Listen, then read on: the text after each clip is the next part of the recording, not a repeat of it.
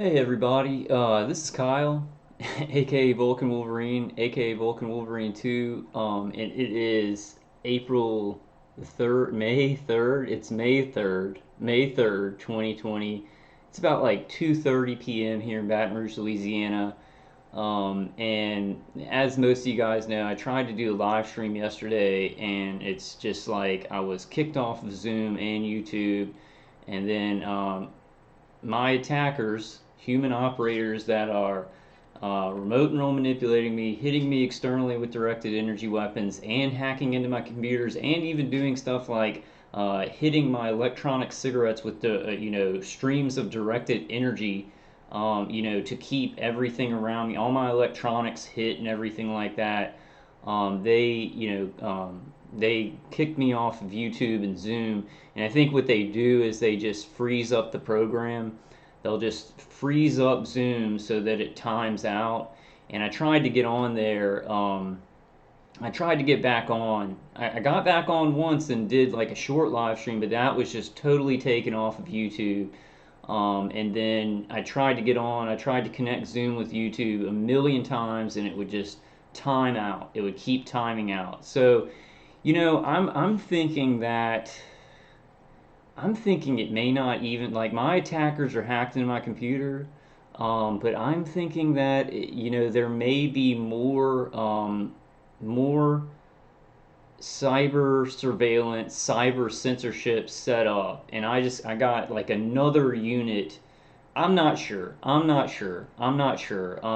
just questioning why. I think the information that I put out is obviously important, but it seems like my attackers are being a lot more bold, and they don't really care, because I mean that kind of activity where they're freezing up my videos just for everybody to see, it pretty much, I mean, it proves what I'm saying about being targeted, about being my computer system. So I think at this point there's so much chaos in the world, right?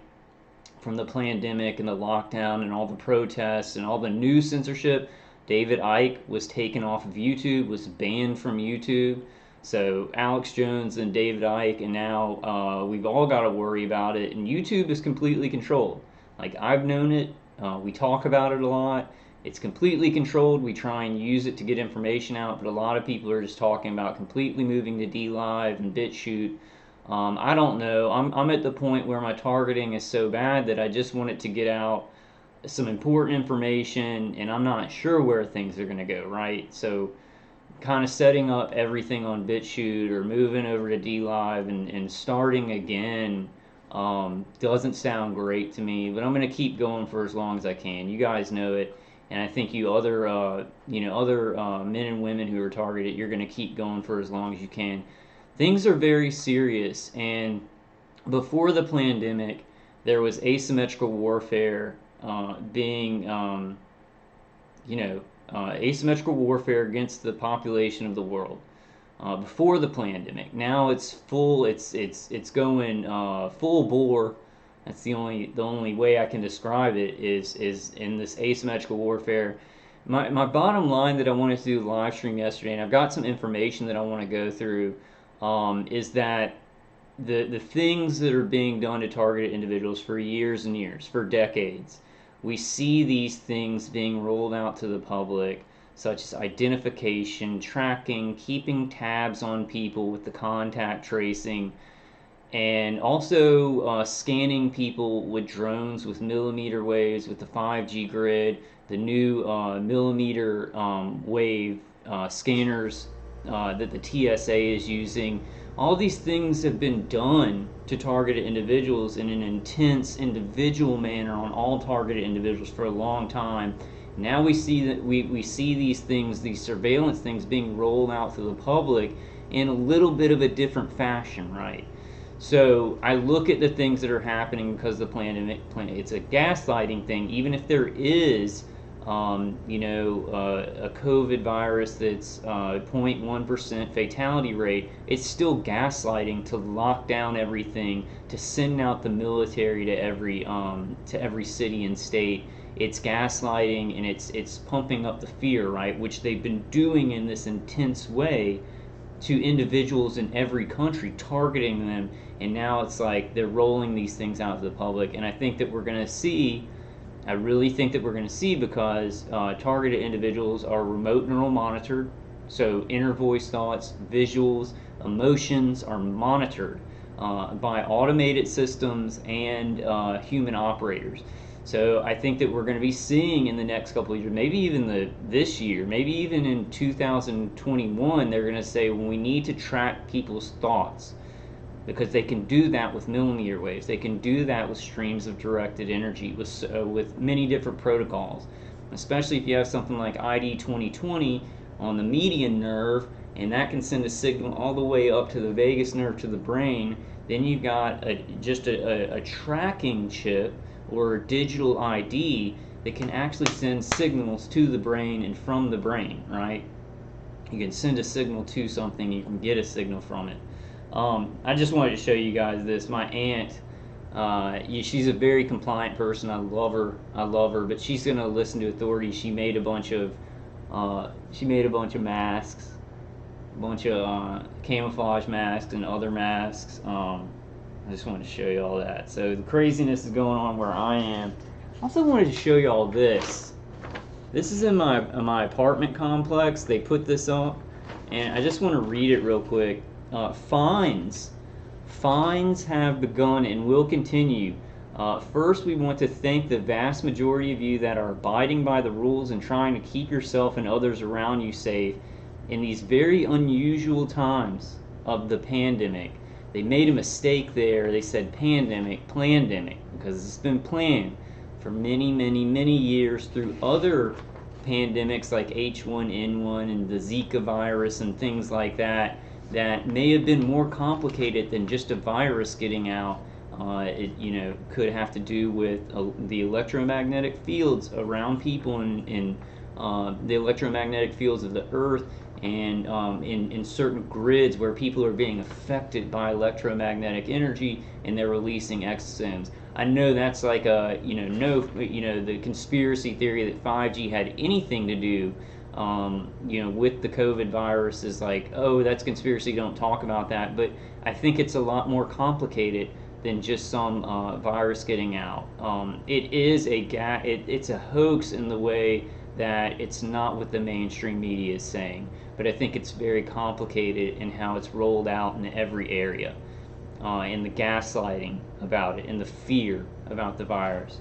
But it says, however, we have about 4 or 5 individuals, basically the same names and unit numbers, these are criminals, that continue to put the rest of us at risk, and it's very troubling to see their uncaring attitude. Baton Rouge has now been declared a hotspot. If you don't live together, don't socialize together. So they're telling people not to socialize around the apartment complexes that I live in. Automatic fines have been applied to owners running balances. You are responsible for your tenants' actions and will continue to be applied. And then they give a bunch of other reminders, but they're basically doing automatic fines for anybody like cajoling, anybody socializing, getting too close to each other in my apartment here in Baton Rouge, Louisiana. So it's getting crazy, but the thing, and most of the people who watch my channel are targeted by directed energy weapons, are remote neural manipulated, are remote neural monitored. Your electronics are hit with directed energy, and it's just a 24-hour-a-day war. Even before the pandemic, things are getting crazy for the public, right? But they've always been pretty crazy for us. I'm hoping that in the time, I don't know what's going to happen. I don't know what we can do. 4 R's, reject everything that is tyrannical, that is draconian, that goes against human freedoms. Reject it, resist, revolt, rebel. Actually, I like reject, resist, rebel, revolt. Right? I like that. The 4 R's. So that's what we have to do. We have to just keep getting information out. For me to sit here, I'm sitting here and going, my mind control is really, really bad right now. And like a lot of you other target individuals can understand, my mind control, like the neural manipulation of my brain which we're seeing all these other surveillance tools being rolled out. And I'm like, I think even targeted individuals aren't even really going to go there in their head, and because we're being hit with so many things. But remote neural monitoring is on the way, and they're going to have some excuse. And people who are not targeted need to know that there are millions of people in the world, and maybe more than that, because we don't have good numbers because it's all hidden, right? It's all hidden. They don't want to release to the public that they can monitor people's brains from a very, very long distance away. But that's on the way. I'm seeing that that's on the way because everything else, all the gang stalking, tracking, tracing, keeping tabs, and everything like that, even harassing people who don't wear masks, harassing people that don't social distance, right? Giving them fines, people who don't follow the rules. It's part of targeting. It's part of targeting being rolled out to the public. So I want to make those connections. Maybe some targeted individuals will be like, well, you're reaching too much. I'm not, guys. I'm not. The protocols and draconian measures that are being rolled out because of this pandemic have everything to do with the beta testing that was going on, that it has been going on and is still going on with citizens around the world. It has everything to do with that. The gaslighting from the mainstream media, telling people that one thing's happening when it's really not. So let's watch this, guys. This is from, I want to get some of this information out, and I'll probably put this out in a premiere. It's the way I'm going to have to do it right now, because like my attackers won't even let me. It's like if I get on the live stream, it's just going to be a couple of minutes before they freeze Zoom up, and then it times out, and so it's like everybody's going to come to the live stream, and then I'm going to have to try and do it over and over again. So I'm going to have to try and figure something out. I may get StreamYard or something like that, but for now I'll go through the information that I want to go through, and then I'll release it in like a premiere or something like that. Sucks because most of the information that I have is really made for a live stream, right? And this is one thing for targeted individuals who have channels. Live streams are really good because you're going to be talking about being hit with directed energy weapons, being tortured, being mind controlled, being neurally manipulated, neurally monitored. And then there's a whole bunch of people in that live stream that are targeted individuals who are going through the exact same thing, and they're saying it in the live stream. And I think that's why my attackers, I don't know. I think it's because of the more chaos in society, why my attackers are just like, oh, screw it. Who cares what people think? We're just going to shut them down. But it seems like they've gotten clearance to do that. Like their managers are like, just shut down everything he's trying to do. But that's a huge strength to have those live streams. And any of you guys, maybe you come to my chats and everything, and you're like, well, I don't really have a YouTube channel. You do have a YouTube channel, and I'm not just saying that to blow smoke up people's. It really helps me to have that input, right, from those live streams. You guys put a lot of great information. We talk about these things, and it's a huge boon. So you do have, even if you don't have a YouTube channel, and you just have a YouTube account, if you come to my chat and you're interacting with my live streams, you do have a YouTube channel. So let's get started with this. So this is from Jeff Censored, who I'd highly recommend to subscribing to and liking his videos. Ooh, I didn't like this video. But this is important, and I was saying it a bunch on the live stream that I tried to put out. I put out the video about the soldier from California in 2009 who was saying that they were told that they were going to be doing quarantines, forced vaccinations, and in bracelets either for people who I think that have been vaccinated, right? Kind of like a digital ID, kind of like the ID 2020 thing that they're gonna roll out now. But it's important, and I know some people were like, well, that's old information, that was during H1N1, and they didn't do it, right?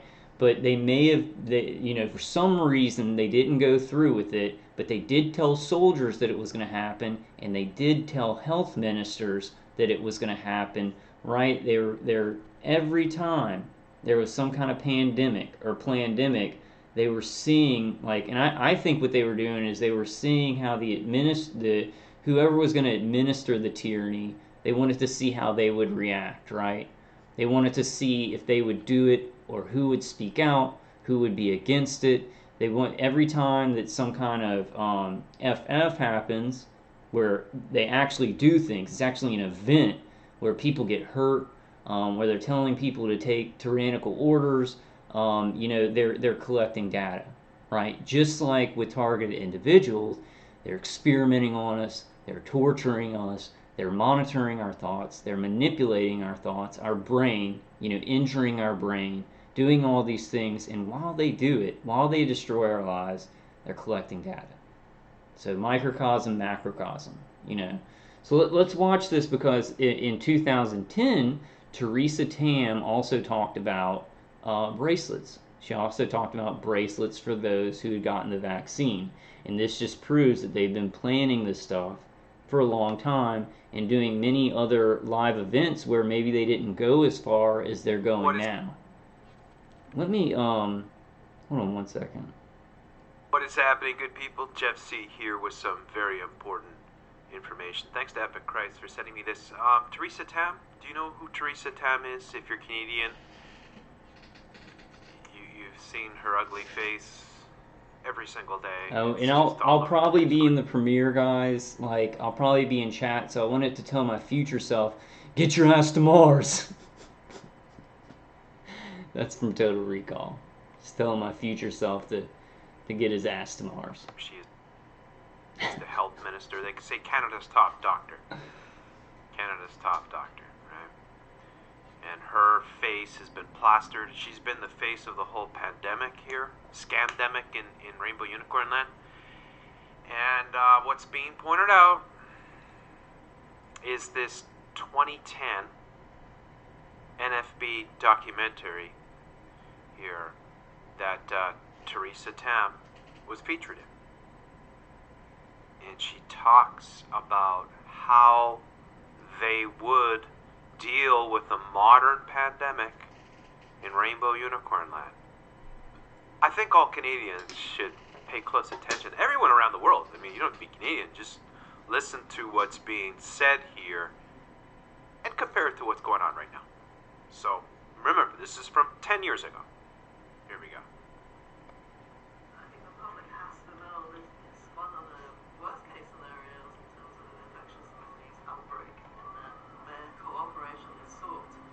If there are people who are non-compliant, there are definitely laws and public health powers that can quarantine people in mandatory settings.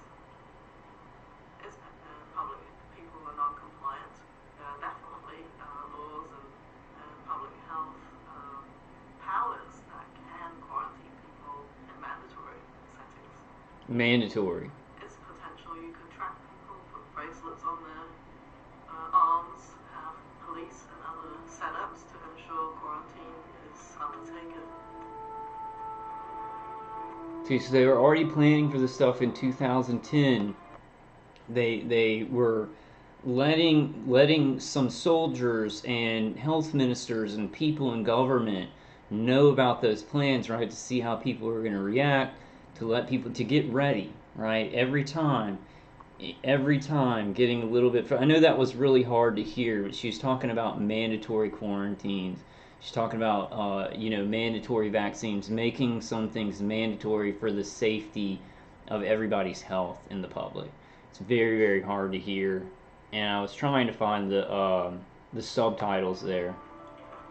It is better to be preemptive and precautionary and take the heat of people thinking you might be overreactionary, get ahead of the curve, and then think about whether you've overreacted later. But it's such a serious situation. So what she said is, like, people do this overreactionary thing and then worry about people like thinking it was overreactionary later, right? So do it, and then what's that saying is, like, do something and then ask for forgiveness later.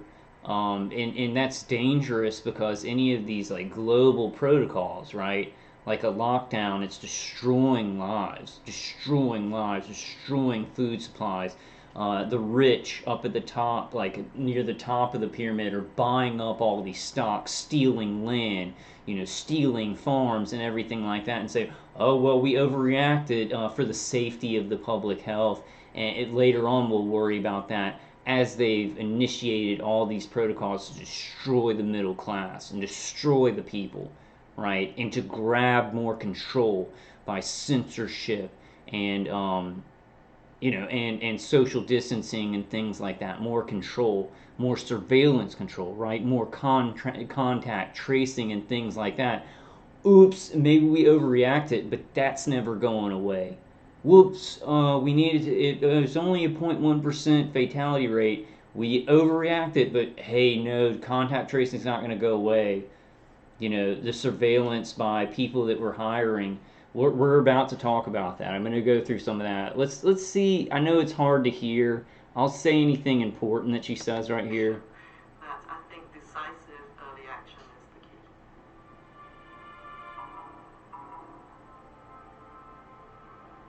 But the main point of this video, and please check it out, I'm going to put it in the description. The main point of the video is to just show that, because people didn't understand why, a couple of people didn't understand why I put out the video of the soldier from 2009. Because they were like, well, it didn't happen. That was during H1N1. This is an old video, right? But the reason that it's so important is because it's an old video from 2009, showing that they were preparing for a lot of these protocols, and now it's like, it's not bracelets now, it's going to be ID 2020. It's not the same exact things. And what I was saying, I think, I'm not sure if the live stream got taken down where I said this, but I was saying that, they were talking about taking people who refuse to take the mandatory vaccine to FEMA camps.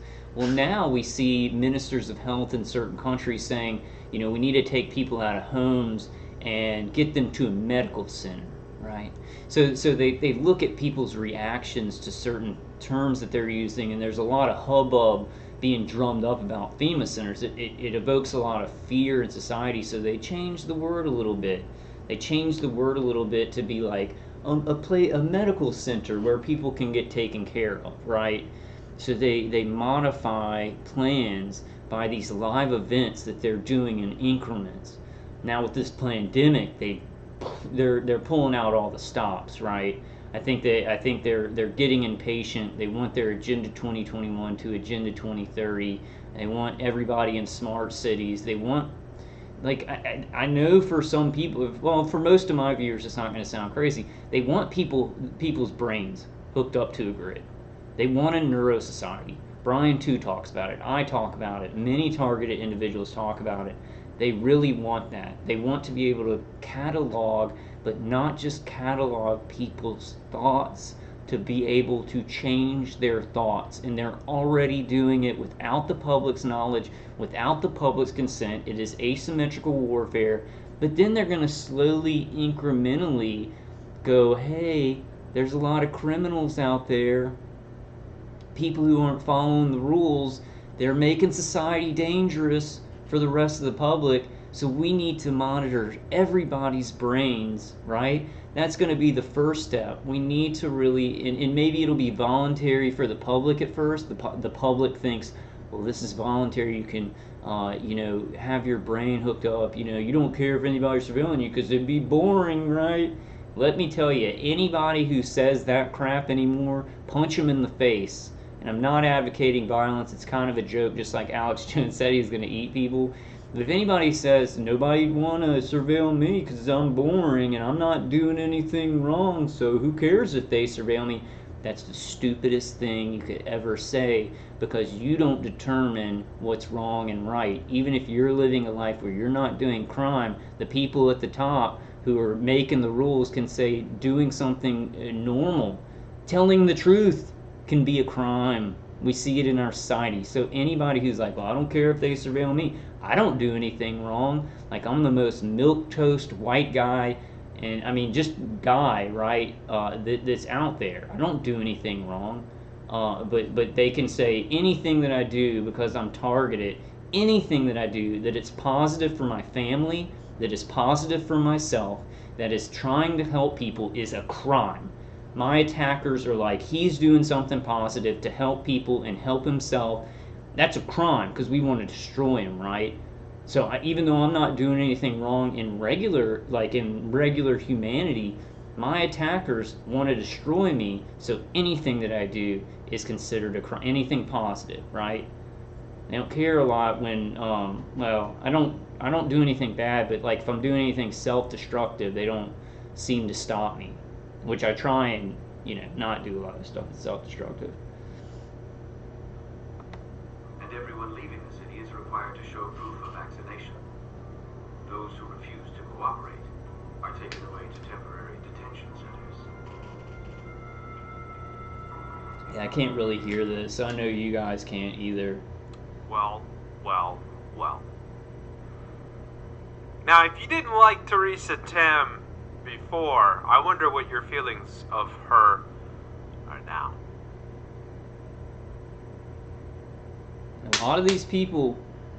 And of course, talking about bracelets and proof of vaccination in order to leave the island. They're talking about Montreal, by the way. I didn't mention that, but it's a potential modern day outbreak. So I just wanted to show you all that, right? Talking about bracelets and proofs of vaccination in 2010. The soldier was talking about it in 2009.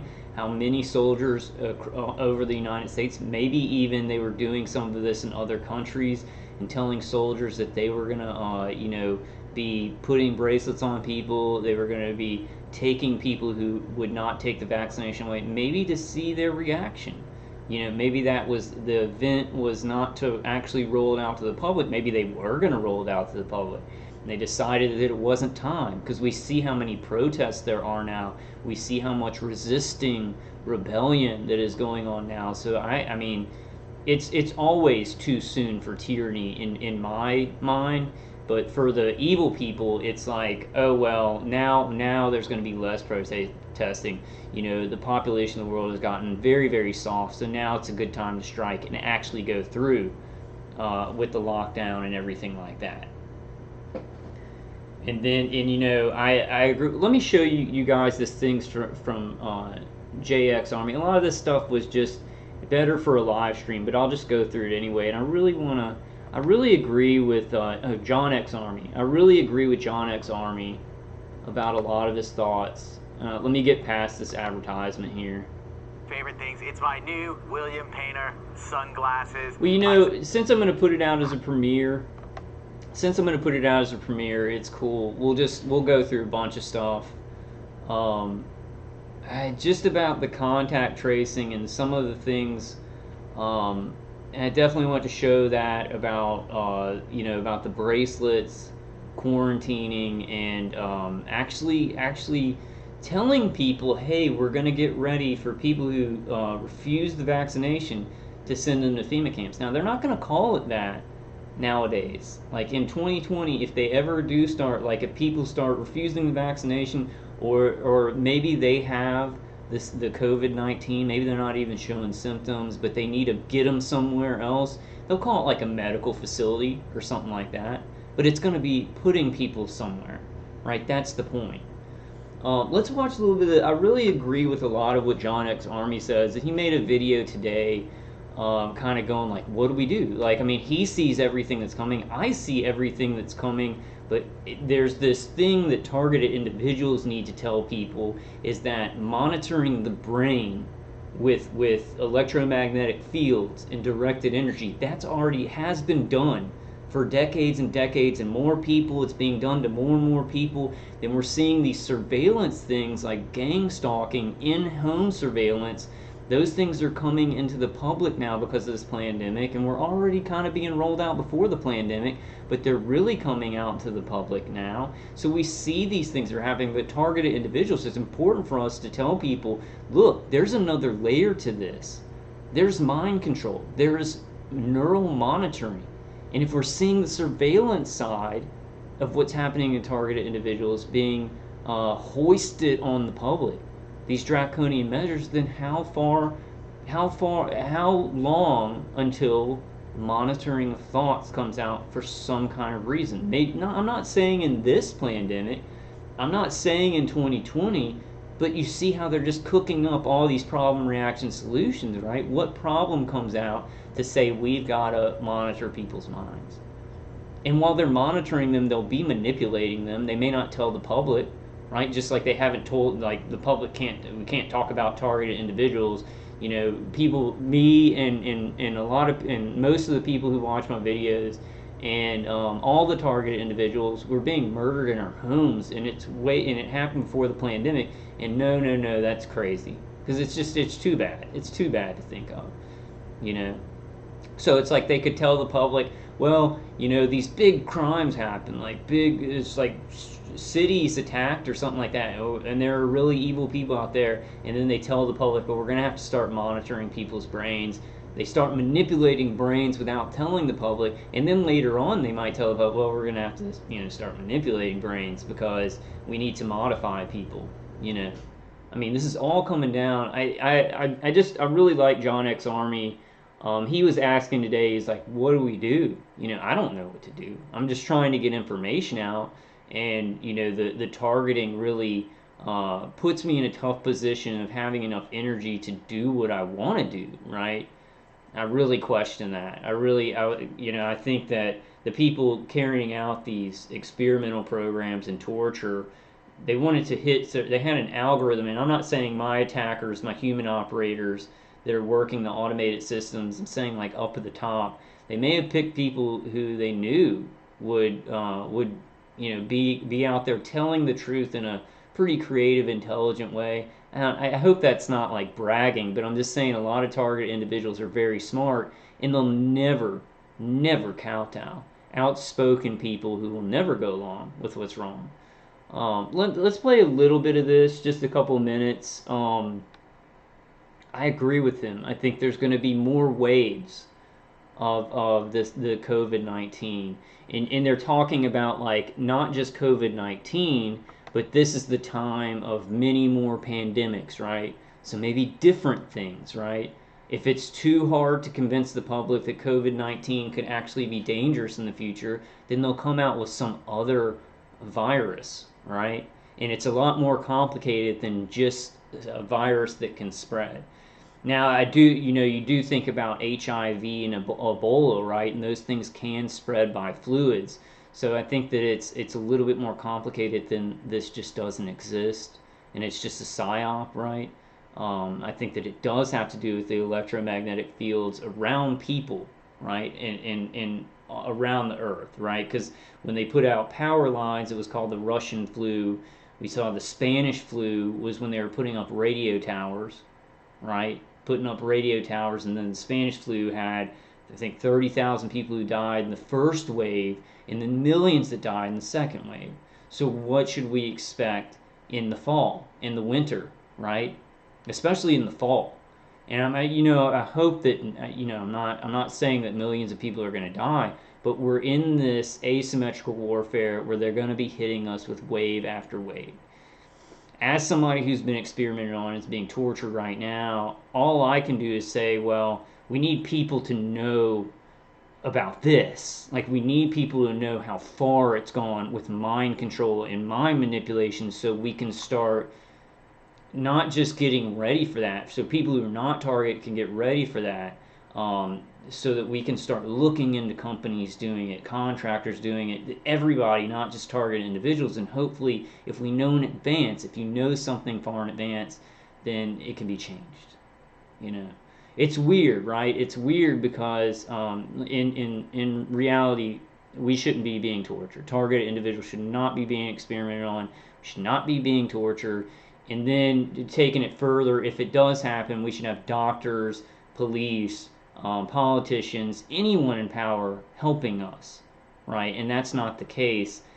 In the reality of the world, I feel a responsibility because the way things are, like, we're not getting enough help. We're getting help from a few people here or there that are trying to speak out, but it's not being stopped, right? So I'm like, in my head, I'm like, well, if we can't stop it right now, at least, and it sucks, it's not justice, right? It's not the way things should be.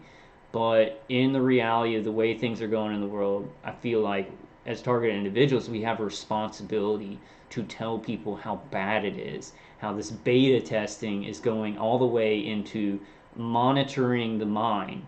And actually, with me, it's like the V2K is responding to my thoughts, punishing my thoughts. It's psychosurgery.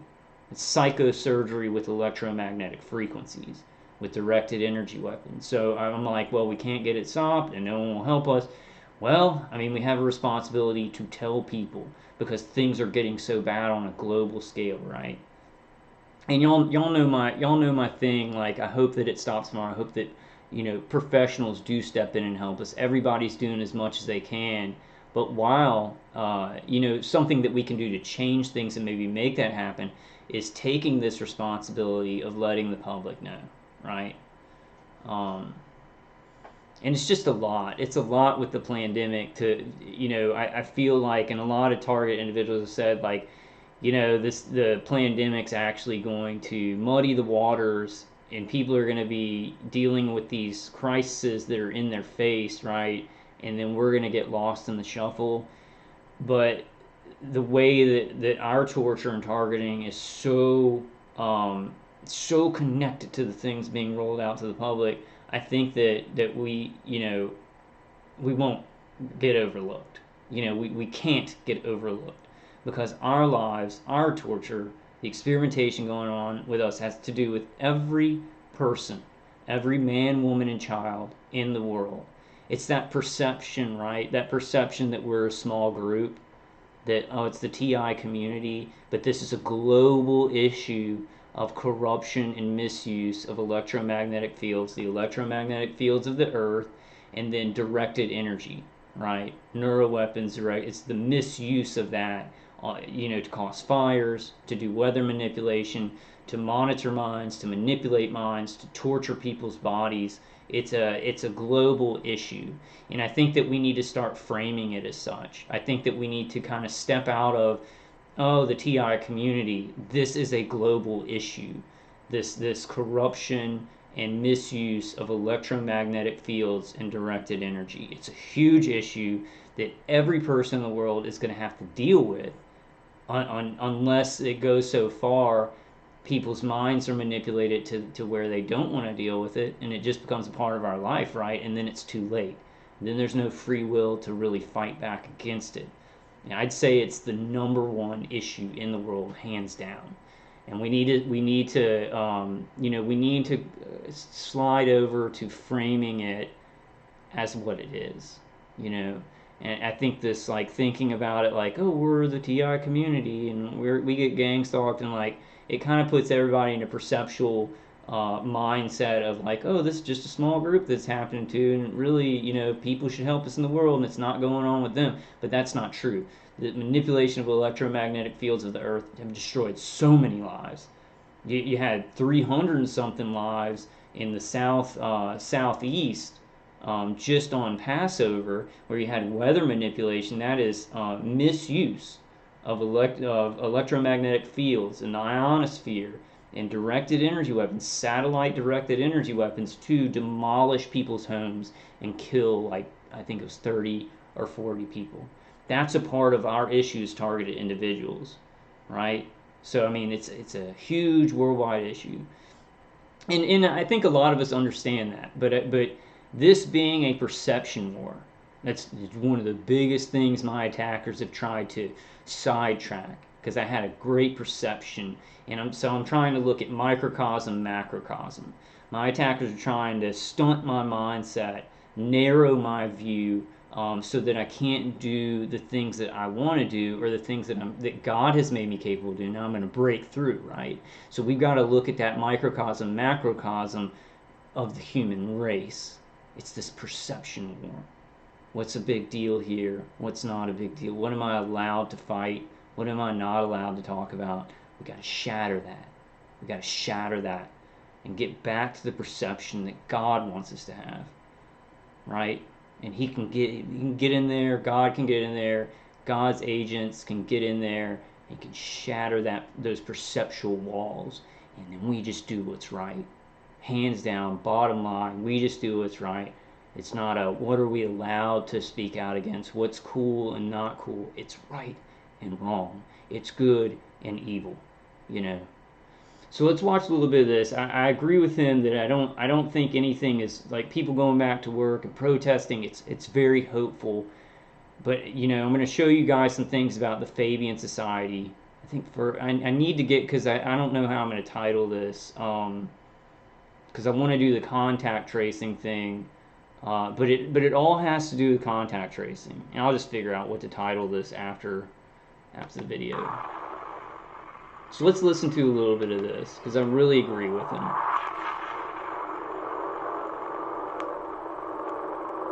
I'm going to take a little bit of kratom. I hate to break it to you, but you guys who think things are about to go back to normal, who think places are starting to open back up, you got another thing coming. This evil Dr. Fauci, he's saying that the second wave is going to devastate the country. He wants millions of vaccines ready by the beginning of next year. Dude, social distancing is not going away. I've spoken with police officers in major cities who say these new regulations are here to stay. They've got more police officers on the streets, implementing these martial law tactics stronger than ever. This isn't going away. And don't forget, when they rolled out electricity to the world in 1912 and the Spanish flu popped up, the first wave only had like 30 or 60,000 deaths. Sounds about like COVID-19, right? Yeah, and the deal is, it was radio towers all over the world. When they put up like power lines, it was called the Russian flu, right? Everybody started getting sick, like started getting fever, started getting like flu-like symptoms with power lines. Now the Spanish flu was radio towers set up all over the world. Did he say that, or did? You know, we need a timeline, because I was looking for one online. We need a timeline of when like certain types of radar went up, and then what came out of that, because I think it was H1N1 when more 4G started being put out, right? And then you had you know, Zika. You had these different things correlating with the electromagnetic fields of the Earth and electromagnetic fields around human beings. Right, so there's definitely a connection. I like 100%, and I know that's like, oh, conspiracy theory is a stupid word. What Gore Vidal said, don't call me a conspiracy theorist, call me a conspiracy something. Oh man, it's such a good saying. I wish I could remember it. Conspiracy factualist or something like that. And it was a better word, but Gore Vidal is somebody that we need to read. Julian Assange, you know, really likes Gore Vidal too. Second wave killed 20 million.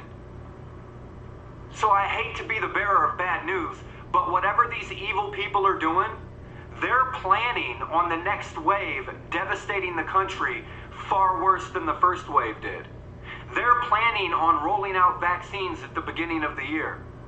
We haven't even begun to see the implications of this. So you see... You think things are cool now because of business... So you see, the thing is, it's like, at this point, how many people do you think would refuse vaccines, even in the general public? There'd be a lot of people who say, I don't need a vaccine. This is a 0.1% fatality rate. So the worrisome thing, and right... What we've got to realize too. This is what I'm trying to show about the H1N1 thing in 2009. Theresa Tam, I said Patricia Tam in my last live stream. In that soldier, is they listen to what we say about it, right? They're monitoring like YouTube and all these social media platforms. They're seeing what truthers and people looking for the truth are saying that's going to come along, and then they'll modify it a little bit to kind of make us look a little bit wrong, right? But I would say right now it's going to be they need I hate saying, because I want to bring hope, right? That people are fighting is very hopeful. They're going to need a lot more people to die before they can do a forced vaccination where they're sure that the majority of the public that they want to take the vaccine is going to take the vaccine. So they're saying that a vaccine is going to come out at the beginning of the year. What happens from this time during the fall, right? During the fall is going to be the big thing. Yeah, I mean, it's really bad. I just don't want to scare anybody, and I want to stay hopeful. For targeted individuals, the hard thing is to know the reality of the situation that we're in. For everybody in the world right now, to know the reality of the situation we're in, and yet still keep a high frequency, a hopeful frequency, right? So I really want to balance everything with there's hope where there's life, where there's good human beings, there's hope, but we do need to face the reality to be prepared. But it's so important, guys. This is not a airy-fairy, new age thing where I'm like, love is the answer. Love is the answer. High frequency is the answer. And as a targeted individual, even with this stuff, so we need to be prepared and look at this stuff, but do not let this stuff make you afraid. We have a great God, who with the gift of life, that we can do all this good stuff. We can help people. We can relieve people's suffering. We can do what's right. Our life, just being alive, is so hopeful. We need to get those frequencies up. So I don't want to show any of this information to people or say like something bad's probably going to come in the fall to scare people and bring down your frequencies. We need to find a way to balance that. And I'm not saying I'm the master of doing that, right? But it's very important. Low frequency waves are what our attackers use to. And check this out. I'll get back to some of this, but I just wanted to. I kind of agree with him. I really agree with John X. Army on a lot of stuff. So remote neural monitoring is done with low frequency waves, interacting with the brain.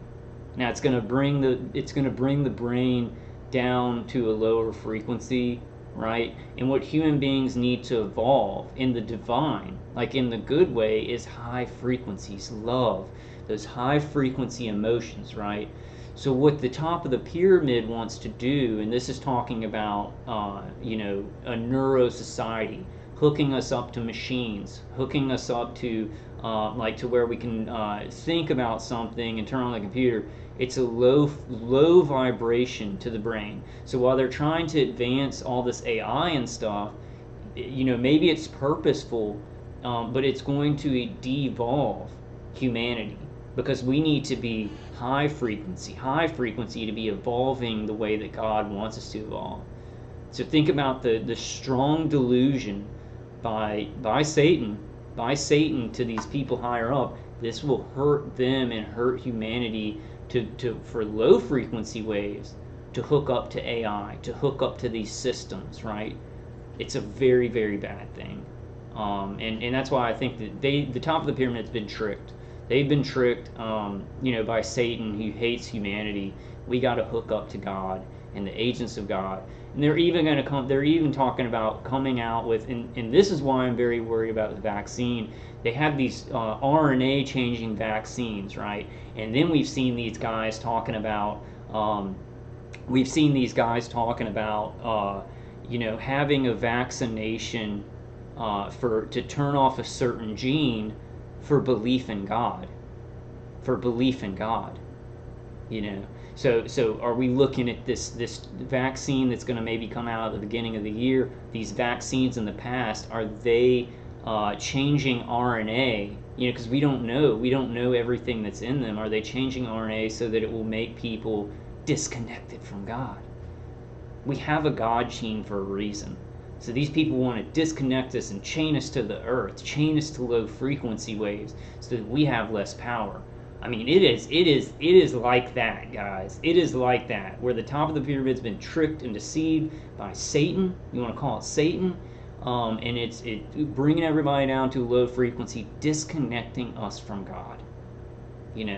So if you feel like I was looking at another YouTuber, and he said that he wouldn't have done a YouTube channel. He felt called by God to do it. Me, as a targeted individual, I feel called by God, and God gets in my words, because my mind's blasted. So I get on here, and I don't know exactly what I'm going to say. I'm saying, if you feel that, you need to speak out. Like, God's going to call you, because this is a battle between good and evil. It's definitely a battle of good and evil, and you know how evil works, right? Evil does things a little bit at a time, and it whittles you down, and it's going to do that to the human race, and it does things where it's like pump fake, oh, well, lockdown, oh, we'll let you go back to work. So we have this ability, we have this time to do things, and I'm not saying I know exactly what to do, right? I'm just going to do what God leads me to do in my heart. I'm just, all you guys, tap into that. God will give you a path. And I might die, and God forbid, I might die of cancer in like a year or something from all the torture that I've received, but damn it, I'm going to do something really good until then, until it's my time, right? So. Businesses are paying their employees that are staying home. People are getting stimulus checks and unemployment. This is going to cause a Great Depression, and it's probably the point of it. It's probably why this is happening. They want to get rid of paper money. They want digital currency to help stop spread the viruses.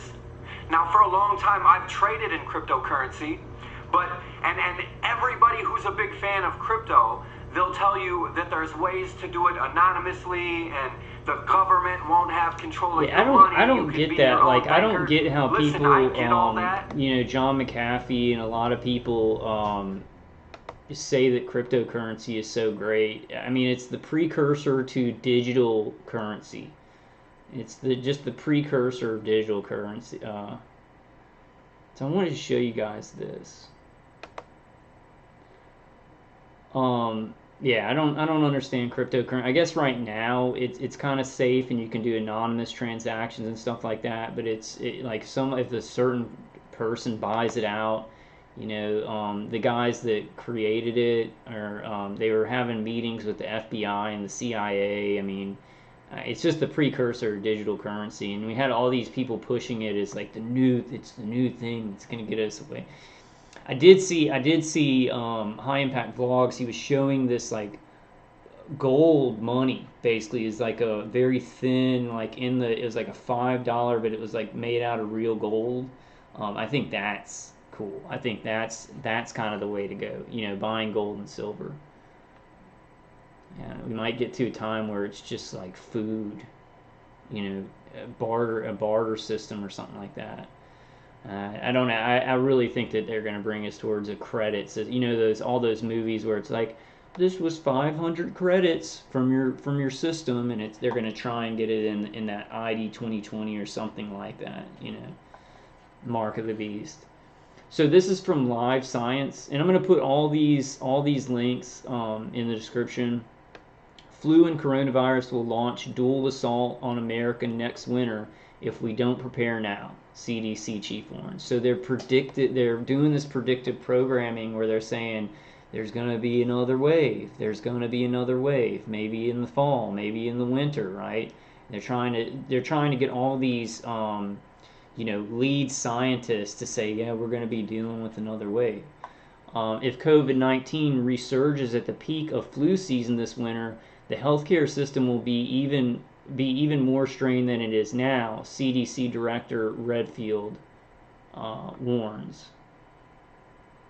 A resurgence of COVID-19 next winter could hit the United States healthcare system even harder than the original outbreak has, the director of the Centers for Disease Control and Prevention, CDC, has warned. If the virus has a second wave that coincides with the start of flu season, which is responsible for thousands of American deaths per year, then the nation's healthcare system will likely be even more overwhelmed and undersupplied than it has been during the current outbreak of coronavirus in the U.S. CDC Director Robert Redfield told the Washington Post on Tuesday, April 21st. There's a possibility that the assault of the virus on our nation next winter will actually be even more difficult than the one we just went through, Redfield said. We're going to have the flu epidemic and the coronavirus epidemic at the same time. And so then the waters will even be even more muddied. A lot of people who had the flu, my computer's freezing up. Some people had the flu or influenza. were being counted as COVID deaths this time. So if they can, that's a very microcosm, macrocosm thing. Whenever the waters are muddied in my life and there's a lot of things going on, the human operators that are attacking me with directed energy and remote neural monitoring me, remote neural manipulate will be more bold, right? So we hear these people from the top saying, never let a good crisis go to waste and things like that. So that wave after wave of muddying the waters and then lying even more and doing more of this, more psyops, more actual killing. Asymmetrical warfare. I mean, we're in a war. We're in a war. In our homes, we're being attacked. In our communities, we're being attacked. People are being played off of each other, right? Gang stalkers are attacking targeted individuals. Now that's, and so let's go to contact tracing. Now that's not just targeted individuals who operations are being run on and are being experimented on. Now we have it in the population, right? People who refuse to follow the rules, who maybe aren't wearing a mask, who aren't doing social distancing.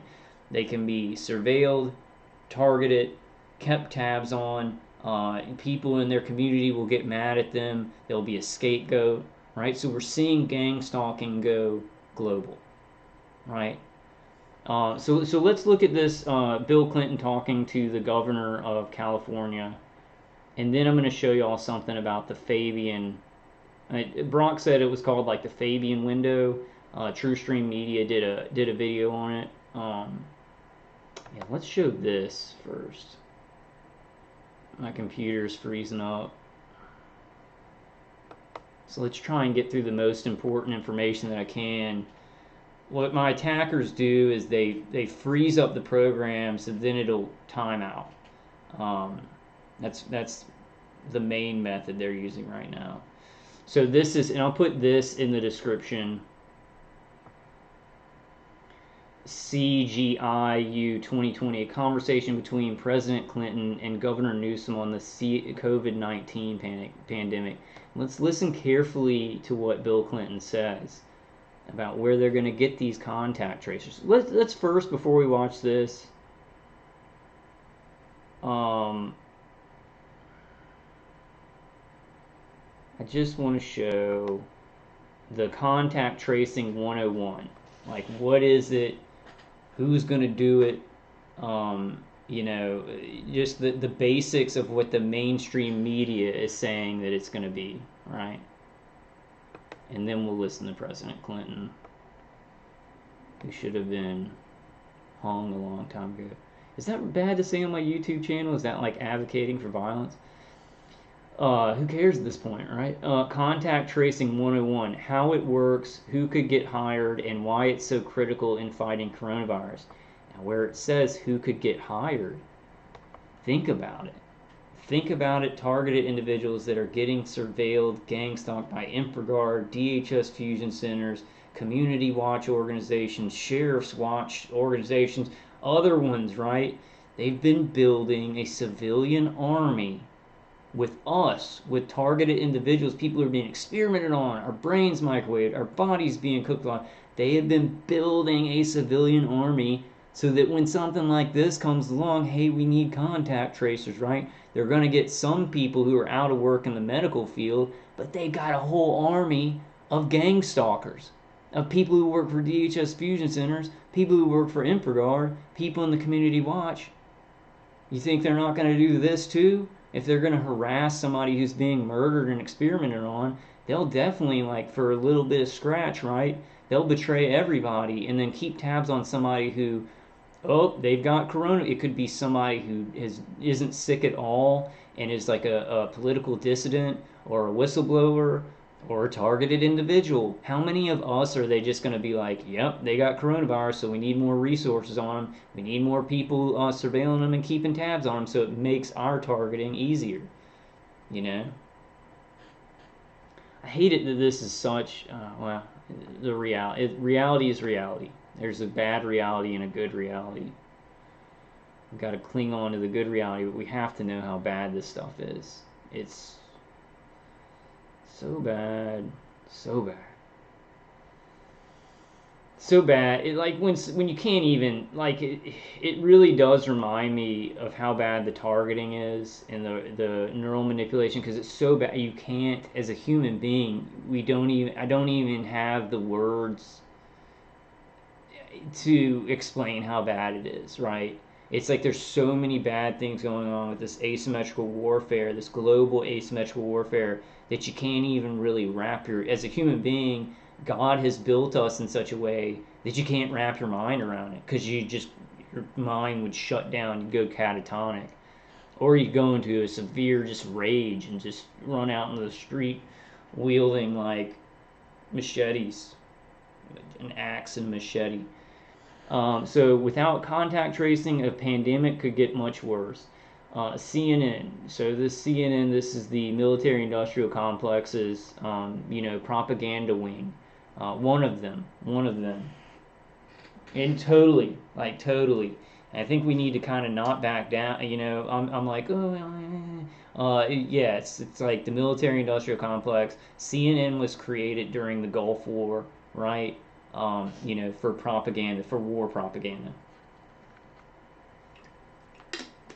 Thousands of Americans could soon join the ranks of disease detectives. And you think about that, it's an invisible disease, right?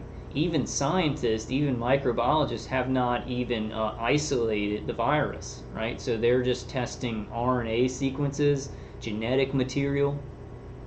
It's invisible, so anybody could have the disease, right? Anybody that they see as a danger, that the top, right, that these different little pyramid structure control organizations and law enforcement agencies and contractors and people higher up, anybody they see as a truth teller, or somebody who's dangerous to tyranny, they got this invisible disease and they need to be tracked and traced, and we need to send a drone over their house. Targeted individuals have been living this with years and years, being murdered by it for years and years. When does it, and it already has, right? Because there are people being targeted over the world. But when does something like the contact tracing app actually going to hurt people? But you need to harass them.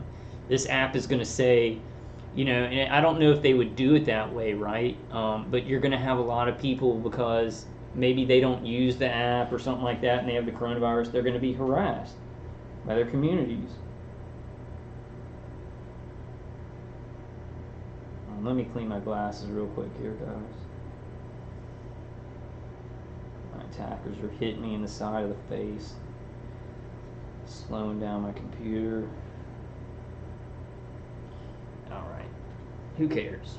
We just do it how we can do it. We do it however you can get the information out there, do it. So thousands of Americans could soon join the ranks of disease detectives in one of the most important battles against coronavirus. Contact tracing has helped slow or stop previous epidemics, such as SARS and Ebola outbreaks. But it's never been more critical or more challenging than in this fight against coronavirus. Here's how contact tracing works and why it's so important. What exactly is contact tracing? Contact tracing tracks down anyone who might have been infected by a person who was recently diagnosed, so those contacts can quarantine themselves and prevent future spread. In contact tracing, public health staff work with a patient to help them recall everyone with whom they have had close contact during the time frame while they may have been infectious, the Centers for Disease Control and Prevention said. Contacts are provided with education, information, blah, blah, blah, blah, blah. And they have apps, right, that you'll get an electronic handshake from anybody that you're near, right? So that if a medical professional says that you have the COVID-19 virus, which we would all, 80% false positives, and we all have genetic material for like colds and flu. Every one of us could be tested positive for COVID-19. And then, so you get a little electronic handshake. Now, what I want to say about that from the app is that, think about Gangstalking. There are DHS Fusion Center apps, surveillance apps, that where if a gang stalker is close to a targeted individual, they'll get a notification. They'll get an electronic handshake. You've heard a lot of targeted individuals, and I've had this happen like daily, where you're at a gas station and somebody who they may have this DHS Fusion Center app, they look at their phone and then they look at you because they've gotten an electronic handshake. They've gotten a notification from surveillance, either from your phone or either more advanced surveillance methods of even your brainwave signature or the nanotech or implants and stuff like that, and then it's run through DHS Fusion Center where it's a simpler GPS, right? And they have an app on their phone to get an electronic handshake when they're near you. So they've been working on these apps for a long time of notifying when a targeted individual is around these people. And I think it's an important point that it's like this is a ready-made army. They've already been building up civilian armies of cowards and creepers and people who don't have any lives, so they want to keep tabs on somebody else. They already have it ready-made. They're talking about, like, we'll hear Bill Clinton say, where are we going to get these people from? Well, from students, and so we're just going to have to create a whole new group. Wait, let me do Bill Clinton's voice. Where are we going to get these people from? We got to get people to do the contact tracing apps. That was really bad. But they already have these people. They'll get more, right? Because they want to keep building this stuff. But they already have tons of people who will watch their neighbor, who will freakishly have nothing to do. I got this guy over here who's like running his water and banging on my wall every time I go to the bathroom. And I picture him, when I picture this noise campaign thing and his harassment, right, the community harassment, I picture that he's cross-eyed, right, and just like snot coming out of his face because he's just brain dead, and he just keeps doing this like robotic harassment, right? And that's what they're making, this army of drooling retards that are cross-eyed and they have pig faces.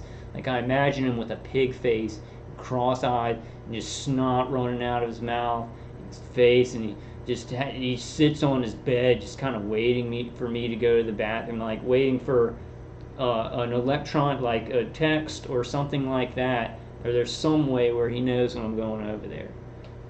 So they've been doing this to targeted individuals with noise campaigns, harassment, tracking, tracing, keeping tabs on people, walking outside at the same time. I have the girl in the corner. She always walks out of her door at the same time with her huge German Shepherd, so that Pepper and her dog can get tangled up in it, and it can create this problem. And she probably goes and complains about me to the apartment complex. The people, what are they called? The housing people, whatever. So it's an arduous task, but contact tracing has been credited with helping stop the SARS epidemic in 2004. And probably not. Probably not. Probably people just kind of went through it like the flu, But immediate action is needed, the CDC said. Communities must scale up and train a large contact tracer workforce and work collaboratively across public and private agencies. So, what does that mean? So, communities must scale up and train a large contact tracer workforce and work collaboratively across public and private agencies. So what do we have with DHS Fusion Centers, and what have they been doing to target individuals? You have moving trucks, taxis, FedEx, everything, surveilling, vehicular stalking you on the streets, right?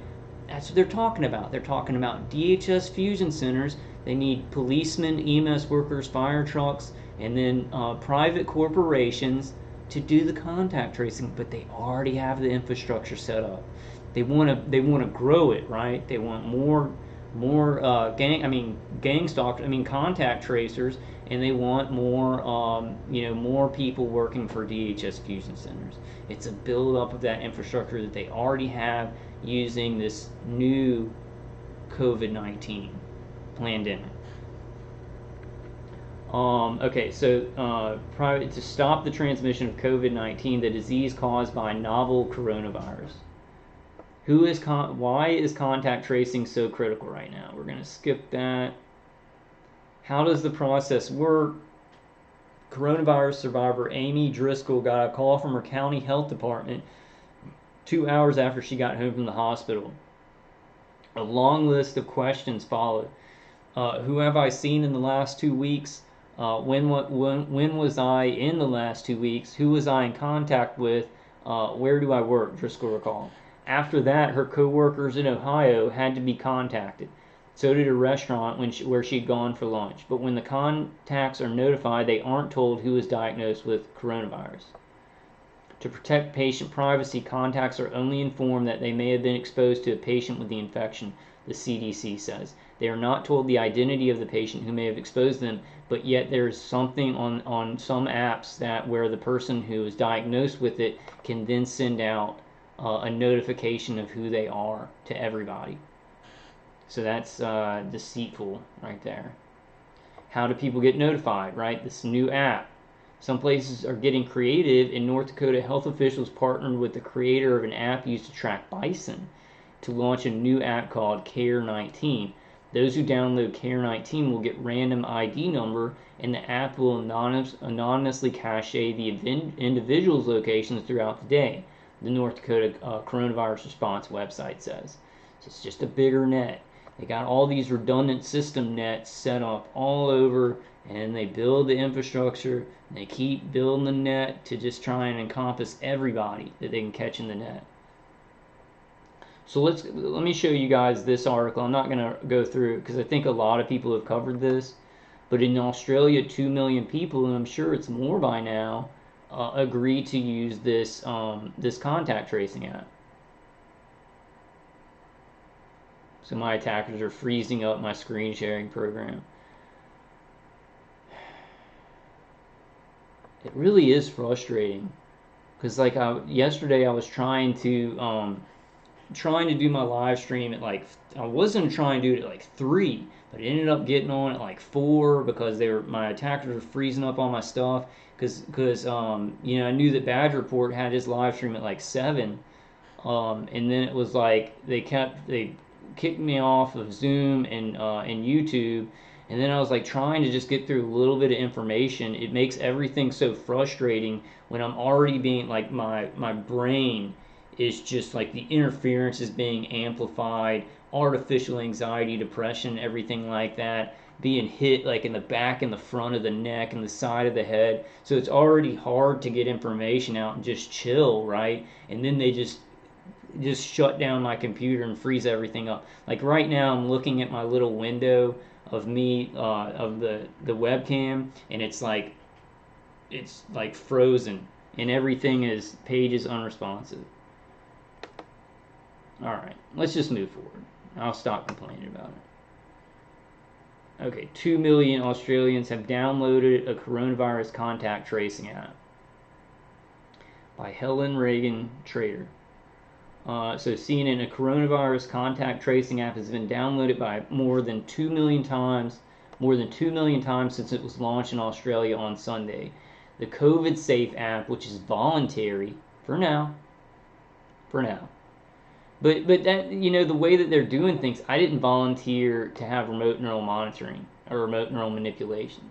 So it's like they're going to do a lot of these things like targeting and gang stalking and, you know, certain things where it's not voluntary, but they don't say that to the public. And then they're going to roll out things so the public doesn't get too active in rebelling, right? Resisting, rebelling, revolting. What was the other one?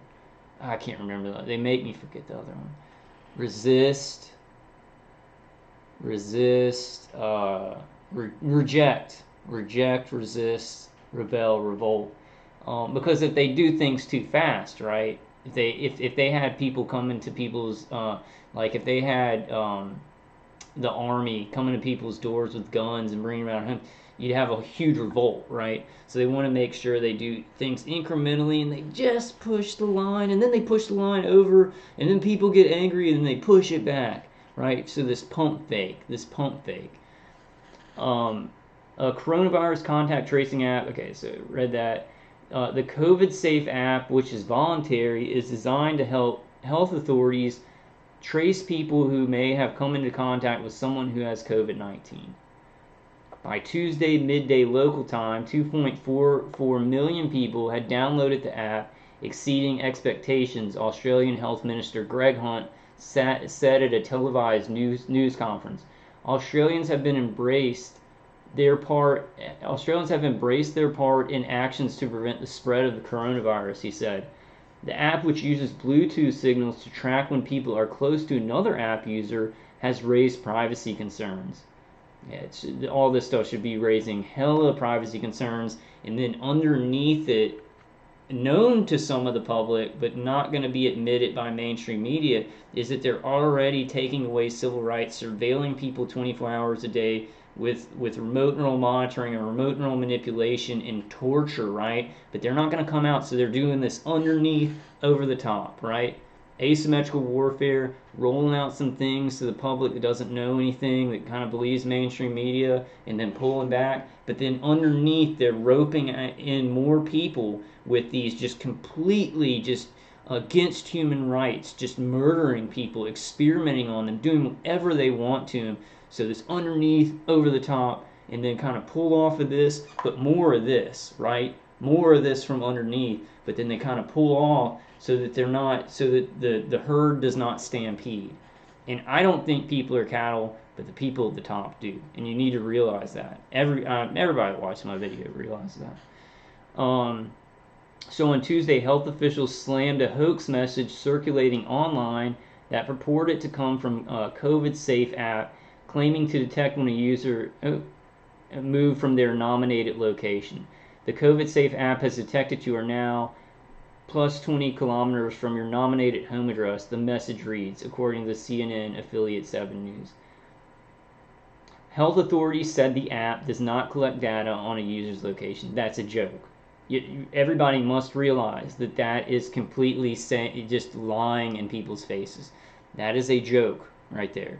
That is like we should all laugh at that. Ha ha ha ha ha. Let's have a hearty laugh at that BS right there. So let's listen to what Bill Clinton has to say to Governor Newsom here. This is one of the main things that I wanted to show on my live stream yesterday. And we'll go, I don't know if I'm going to go into the millimeter, the TSA millimeter things, because my attackers are kind of slowing down all my stuff and hitting me very hard. So I'll see after this what else, but a bottom line of this video right here is, oh wow, I mean, how much does contact tracing look like gangstalking? And they already, they've been building up a lot of these things using targeted individuals, destroying our lives, the surveillance, the torture and everything, and that's the way they gather data of how people are going to react to certain things, right?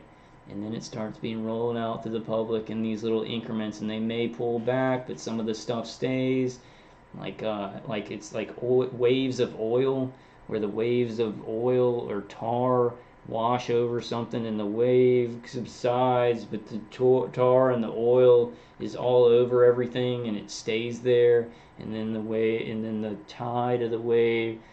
It's a good metaphor. So let's listen to this, guys.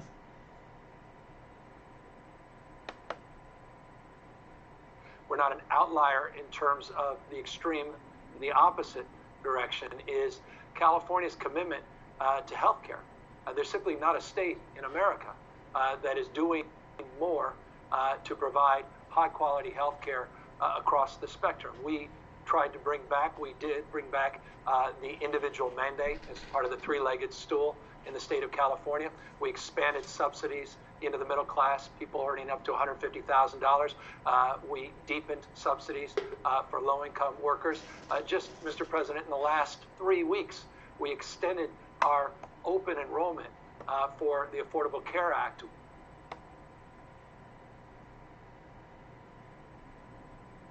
Yeah, this might be one of the last things I can show on here because my attackers are just freezing up the program.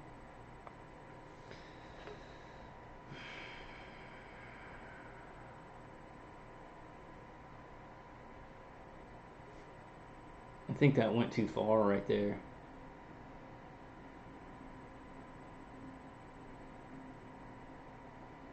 I wanted it like 6:30. It's about at 6:30. Okay, now they're just freezing up everything. I'm gonna need to check my internet.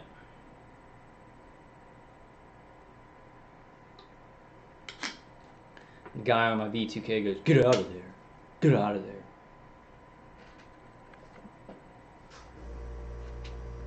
Alright, give it a second, guys. But yeah, that's like the bottom line of this video is like just, I mean, these things that are happening without the public's knowledge.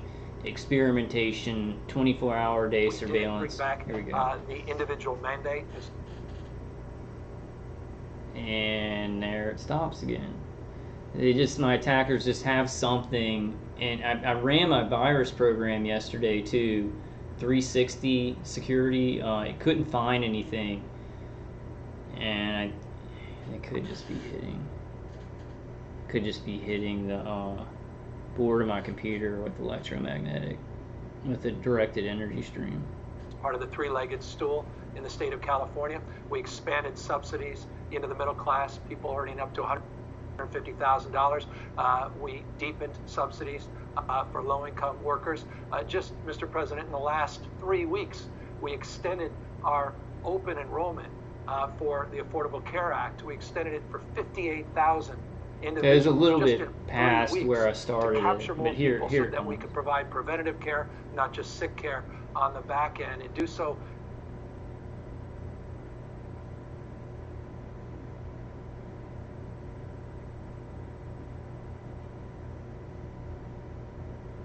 in a way that's truly bottom-up, culturally competent, in a way that does justice to all. That said, those disparities nonetheless persist, and we have a lot of work to do in California and across this country.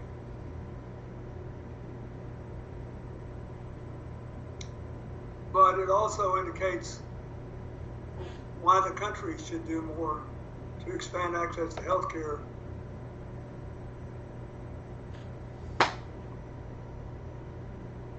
In general. That's right. That's right. Let me ask. It really does, like, the hacking and stuff, it really does. One other thing. One of the elements, key elements, in your plan to be able to reopen California, and I liked it, by the way, because you didn't overpromise. You didn't promise you could do things you couldn't, and you made it clear that unless you could do it without more people getting sick and dying, it couldn't be done. But one of the things that you have to be able to do is to track people who are positive. Where were they? Who were they in contact with? How can you hem up any recurrence of this?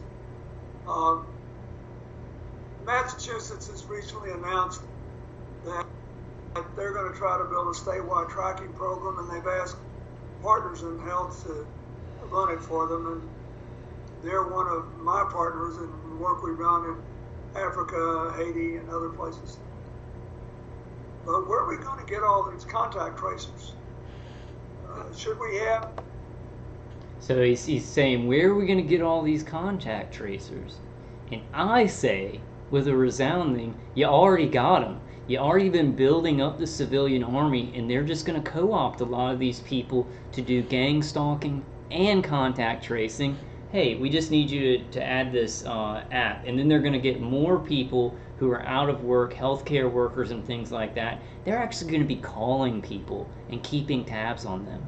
And maybe even having GPS, just like gang stalkers have a GPS, and get text notifications about targets in every city and community in the world. See? Underneath, build this stuff, and then over the top, right? And close us in. Asymmetrical warfare.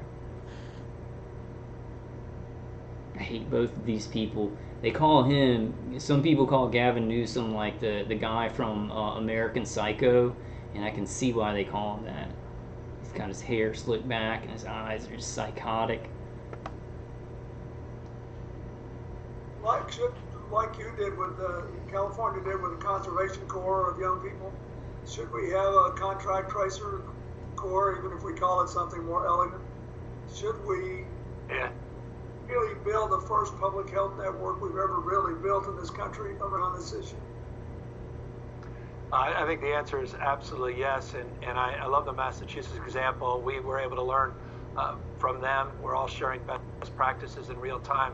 But this is an interesting point that's often not brought up. We have tracing capacity that predates COVID-19. It goes back to SARS. Boom! Goes back to SARS, right? So we've already got a contact tracing infrastructure, right, from SARS, right? But no, they have even more. From InfraGard workers, DHS Fusion Center workers, people who have sold out to already surveilling their American neighbors in other countries doing this. They already have it, right? So he's saying, oh, from the SARS thing, we have a bunch of people who still have contact tracing apps and stuff like that, and they did it. Bull. They have been building up private companies being involved in gang stalking, neighbors being involved in gang stalking and stuff like that. They already have an army bill. You know, we got to ask ourselves, guys, especially those of you, and I do hope that non-targeted individuals, like intensely targeted, do watch my channel and learn about this stuff. The people who are being experimented on, tortured, and gang stalked, we gotta ask. My attackers just wiped that. We gotta ask ourselves, you know, why are they building this stuff up? Because it's from many different angles, right? Experimentation on the brain, surveillance like psyops and stuff like that, building up DHS Fusion infrastructure and InfraGard, but then they're going to use it too. They're going to incrementally keep pushing that stuff out on the public and say, oh, well, it's just voluntary, blah, blah, and that's on the top, right? Until it gets very forceful and mandatory on the top. But while they're doing that, they're coming from underneath what they're not telling the public about doing these things so they can add that all in incrementally to the stuff that they're pushing on the public. And it's just 100%, guys. It's 100%. Measles, TB, etc., tracking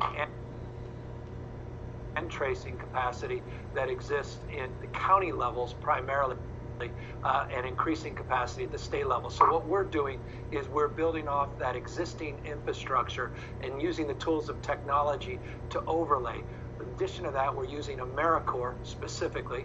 I thank you as a champion redundant for system nets of surveillance, tracking, tracing, keeping tabs on people, and then and we see this is so important for targeted individuals and people. Everybody's targeted on the globe with asymmetrical warfare, but you know, for people who are being experimented on by directed energy weapons, remote neural monitoring, and others, right? It's so important to say, okay, this stuff, tracking and tracing and gang stalking and harassment, were being used on target individuals for many years. Now that's being rolled out to the public in contact tracing apps because of this problem reaction solution pandemic. There's mind surveillance going on and mind manipulation going on. That is also going to be rolled out in something. Maybe not this, but the next crisis, right? So it's so important. Everything that they're doing intensely to target individuals, they're going to roll out in consumer markets, medical advancements, in authoritative, like law enforcement, military, and everything for the public. It's a good, well, I guess this maybe doesn't, it does, it ties in. They go and fight wars, right? And they use all this technology in wars overseas. That's what they did before they targeted people in the United States and Australia, in the UK. They send their soldiers out. They use this technology to get the bad guys, to get the terrorists, and they practice using it because they're going to use it on the citizenry of all these different countries. That's what they did. They've already done that.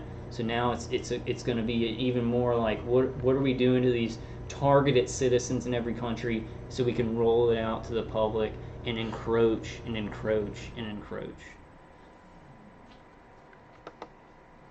Our conservation corps, what we have now is called Cal Volunteers. In the spirit of Sarge Shriver, we are asking people, thousands of folks, to be part of this new corps, to get trained and to help us with the tracing, because you're absolutely right.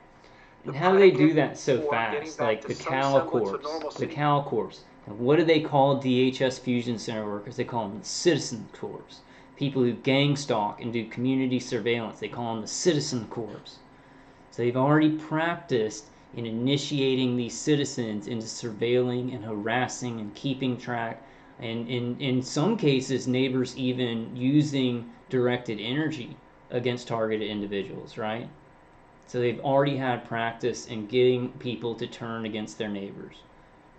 Divide and conquer, and get us all in a civil war, get us all in a covert civil war that looks like we're just trying to take care of the public health. And that's how all asymmetrical warfare, that's how they're going to do things. I don't think, I mean, we might see people coming to your door with a gun, right? But we're going to see this incremental use, and it's always for your safety. Your safety, right? When they say something's for our safety, that means it's for our control, you know. Is our ability to identify individuals through testing, to be able to trace their contacts, to isolate individuals that have isolate individuals. Been exposed. Now let me make this connection, and I'm sure a lot of you already know what I'm going to say.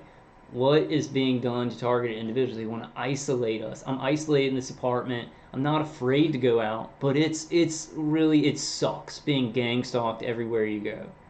Now these people who have COVID-19 or are suspected of having COVID-19, they will be isolated. And if they go out, what's going to happen to them? What if somebody has that app and they notify people that they may have COVID-19, but they need to go out and get some food? Will they be harassed?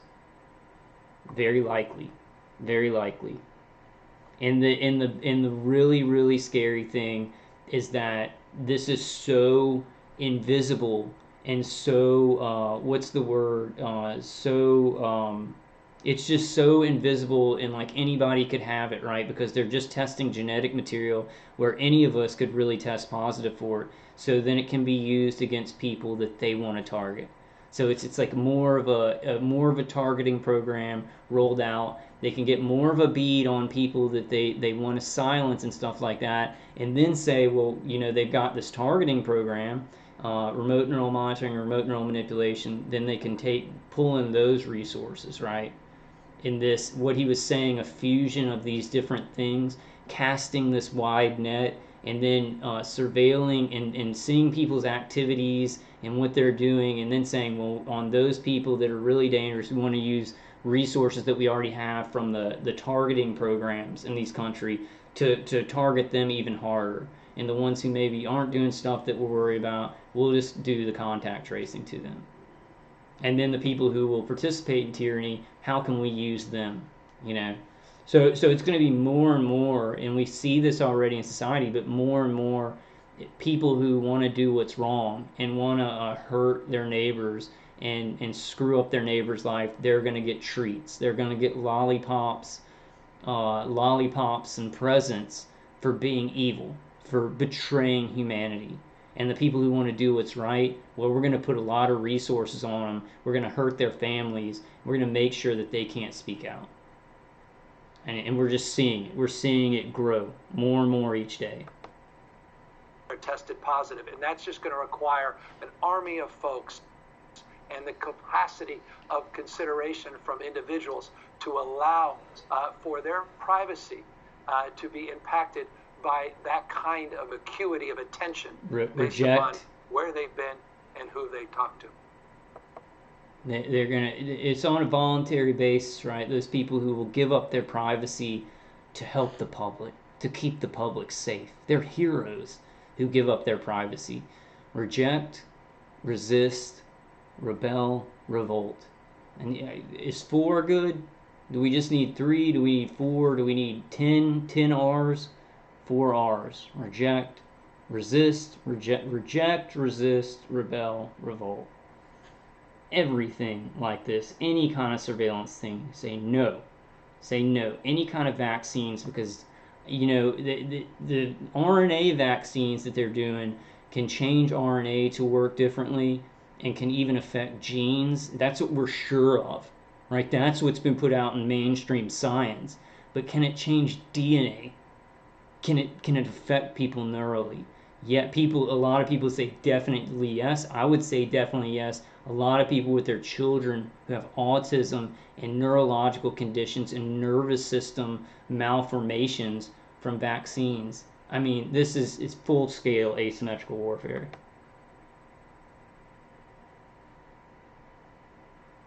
Well, let me say, for the Americans listening to this, I think that the expansion of AmeriCorps is a great idea.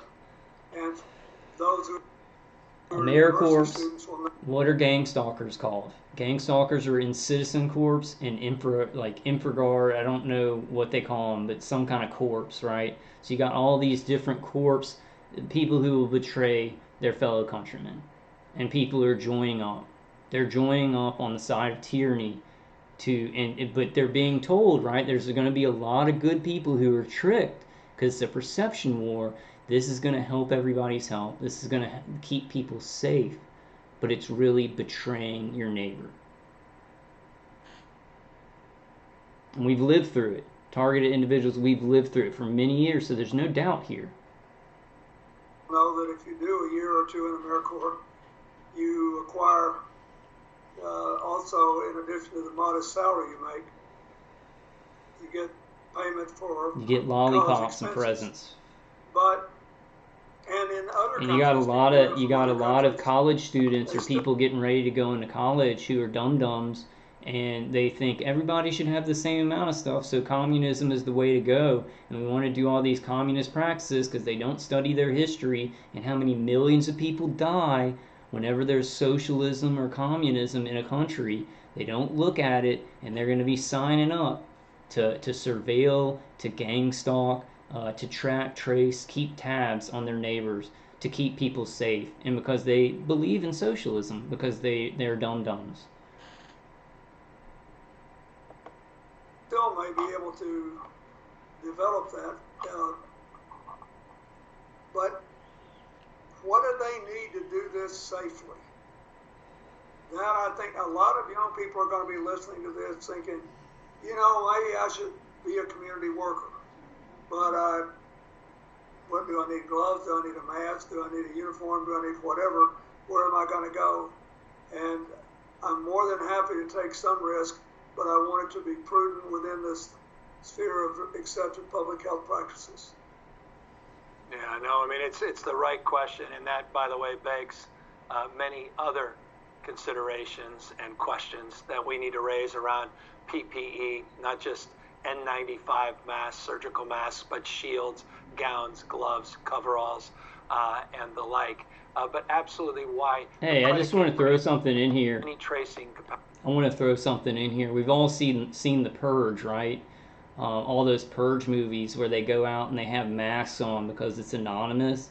So they do terrible things wearing masks, right? I think that should be a dire warning about all these masks and PPE, because it's like supposed to keep you safe and stuff like that. But when people, and there's this video that I'm going to show again, and it's very, very important. Darren Brown did this thing where the audience was wearing masks and they were anonymous, and they were much more likely to screw somebody over and do evil being anonymous. So you think about that, all the people wearing masks in society and then doing these things that are like, oh, it's to keep people safe, but it's really betraying people. And it's a lot easier for people to do horrific things while wearing masks and being anonymous, So we got to keep that in mind too.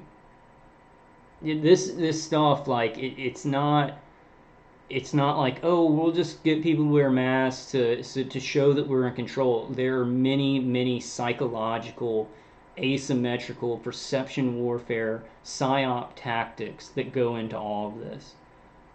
And if somebody is watching my video right now and saying, Kyle, you're going over the line, you're making connections that aren't there, you need to study more and you need to think more about what's going on, because I've lived through it, and targeted individuals that watch my channel have lived through it to get people to do horrific things. And the human race is at war with evil right now, and it is no doubt 100%. Like, what I'm doing and making this video and the things that I'm talking about are mild. I'm like disappointed.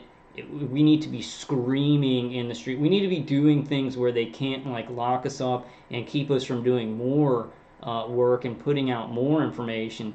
But boy, we need to push as hard as possible in any way that you can, you know. Capacity is training, and in that training are the answers to that question. It's not just the intellectual capacity to understand how to do the job, it's the capacity to deliver that job at the grassroots in communities large and small with the appropriate level of protection of one's individual as well as the broader community that could be impacted. This, by the way, Mr. President, PSYOPs and surveillance at a community level. It's been going on for a long trace, time, and now track, they're just but also to test at letting the public know and doing it for if you're going to COVID-19. isolate and quarantine people, to have the capacity, resources to do that, and a workforce that can help surge that capacity to help support those individuals with wraparound services that have their appropriate healthcare needs met as well. Well, let me ask you something to follow up with that.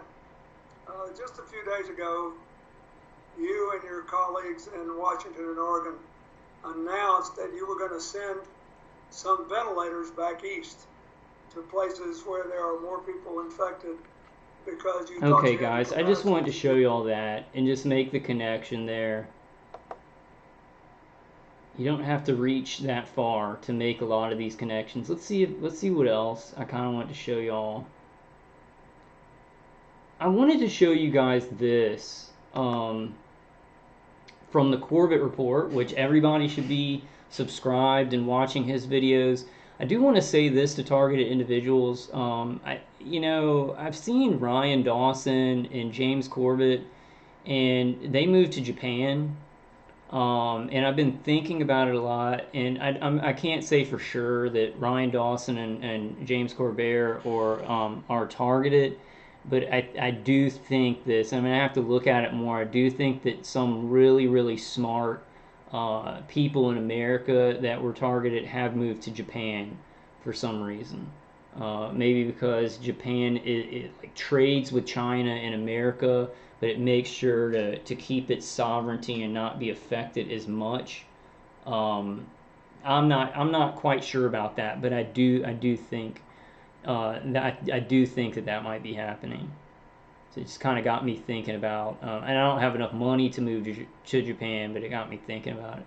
Okay, so now everything's being frozen on my computer.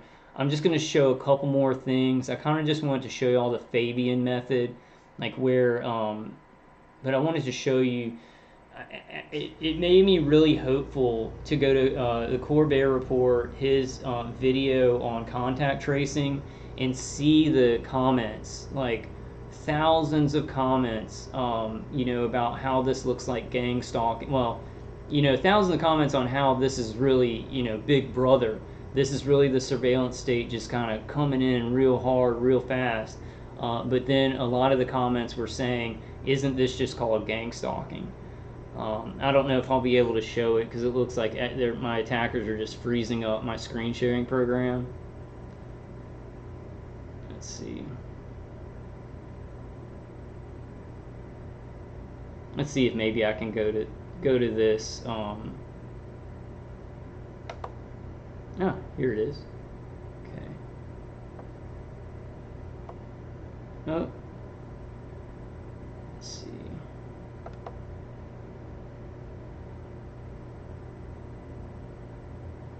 So I really recommend this video on the Corbett Report.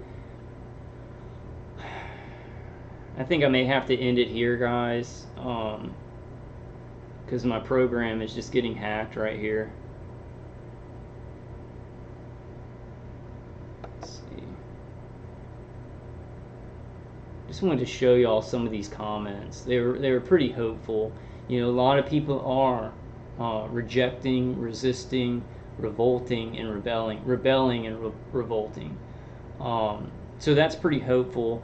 I just, as a targeted individual and somebody who understands that people's brains, their thoughts and actions have been monitored very carefully for many, many years.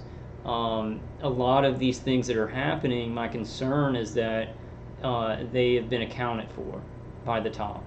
You know, doesn't mean we shouldn't do those things. Doesn't mean there aren't miracles that can, get in, like God can get in there with positive actions and do things that they didn't predict.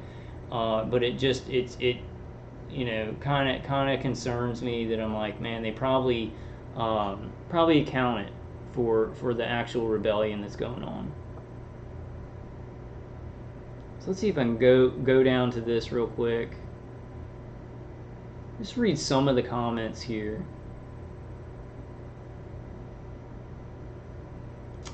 Okay, they're not going to download. It's like even when I'm not doing a live stream, my attackers just hack in and freeze up my computer. Dreamfire says someone should contact trace the Clintons' money. This is something that I kind of wanted to say during what Bill Clinton was saying. They were saying Bill Clinton's just mad that somebody traced his visit to Epstein Island. And then Donald Ganley says, let's call it what it really is, unconstitutional surveillance. And there were a couple of comments that said, this is what gangstalking is. So I just wanted to let y'all know about that in that video. And now everything's just frozen up where it can't. So Microsoft Windows is not responding. Okay, guys, I might have to wrap it up. I got some good information out. Not even sure if the screen sharing program is still running. I'm gonna figure out some better ways to get information out. I wanted to show y'all, but look into the Fabian Society and look into the history of the Fabian method. It was like a Roman general who starved. He cut off the supply lines to other armies instead of just facing them like on a balanced battlefield. He would starve them and cut off their supply lines and everything, and they would get weak and hungry, and then they would attack when they were at a very weak point. And that's what's happening with this pandemic, this pump fake, coming in with these measures and then backing off, and then coming in with something more intense and doing it over a really, really long period of time. And it was happening way before the pandemic with really poisoning, dumbing down all these countries, all the people of all these countries, and getting us lazy, making us more spineless, so that when they do enact things, there's not going to be as big of a percentage that will really battle the way that we need to battle. So, okay, let's see if I can go to this. I just want to show you guys the Fabian strategy. Maybe I can just show you all this real quick. Because this is what we're dealing with. We're dealing with a bunch of cowards, and directly as a targeted individual, like the human operators that are torturing me, surveilling me, and using the automated systems that run 24 hours a day. They have this Fabian method, right? So if they did this torture to me for like a year, I'd have my adrenaline, I'd be really, and I'm still passionate about the truth. But it's worn me down, right? It wears all of us down. And then they do big things to try and get you in jail or a mental institution when they've worn you down. And they actually do a lot of that at the beginning too. But we see that microcosm, macrocosm, what's being done to us individually as targeted individuals. That's what they're trying to do to the human population, the top of the pyramid, and all these global agencies, right? And we see that there's global control, because we see how all these militaries of every country are enforcing the social distancing, enforcing the lockdown. They're ready for where was it? I just saw something today. I can't remember it, but they're ready for riots and protests and activism, right, worldwide. So we see that there's a global mobilization of the militaries of all these countries. So we see that is global control through this pandemic. It's something that should open all of our eyes to there being global control of politics, global control of certain militaries, right, of every country. It should be a glaring proof. Okay, I don't think we're going to be able to get to this.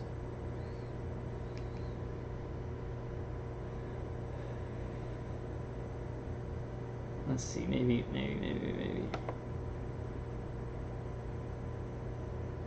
And then I have a lot of stuff that I want to show about the millimeter wave scanners, and there's this really nice, not nice article, but it's a very concise article about millimeter waves being used in mind control. You know, low frequency microwaves being used for mind control. And for me, a lot when my remote neural manipulation is really bad, you know, I think some of this you can't feel the heat. It's like, because my attackers want to hit my electronic cigarettes or my electronics, I can sometimes feel the heat, but sometimes you can't even feel the stream of energy. And I forgot what I was going to say. But when my remote neural manipulation is really bad, that means that I have a strong electromagnetic field around the head and then a bidirectional stream, low frequency waves, right? Other things too, but low frequency to the brain, right? I forgot what I was going to say about that. Okay, so now my attackers are freezing up my brain and they're freezing up my computers. The important point, I'll just leave everybody with that. Most of you understand this, but I'm just trying, like, I have a small YouTube channel. I'm trying to get out truthful information, and my brain is being interfered with. I've had V2K the entire time, so psychic driving the entire time to make it harder to communicate, harder to think, and then if I'm getting past that, then they're just like, they're just, managing my short-term memory by interfering with that part of the brain with low frequency waves. And so they're stopping my computer and stopping my brain. Let it be a warning to anyone who is not targeted with this stuff to know what's coming. If they want to stop somebody who's dangerous or who tells the truth or is a whistleblower, they can not only interfere with their electronic systems, and censor, right, and shadow ban and censor and everything like that, but they can interfere with their brain. They can manipulate their thoughts. Now, when is that going to, when are they going to say, hey, we need to monitor people's thoughts to the public for some new problem that comes along? Because we're seeing all this surveillance that looks a whole heck of a lot like gangstalking. So it's a furtherance of the surveillance, keeping tabs on people. If somebody who is on this app who's been diagnosed with COVID-19, and then they go out and they try and just live their life, what kind of harassment's going to come with that? What kind of judgment from society? Because people are, they're not understanding what's really happening, right? Okay, guys, I love y'all. I'm just going to go ahead and end this, and I'm going to go ahead and put it out in a premiere. So I'll leave you guys. God bless you all, and God protect you. Let's just keep trying to get information out there. Let's keep trying to just survive the best we can and bring up our frequencies. Especially for those of you who are being remote neural manipulated and hit with external hits, directed energy weapons. And may the force be with you always. I might not even be able to turn it off. Guys, I love y'all. May the force be with you always.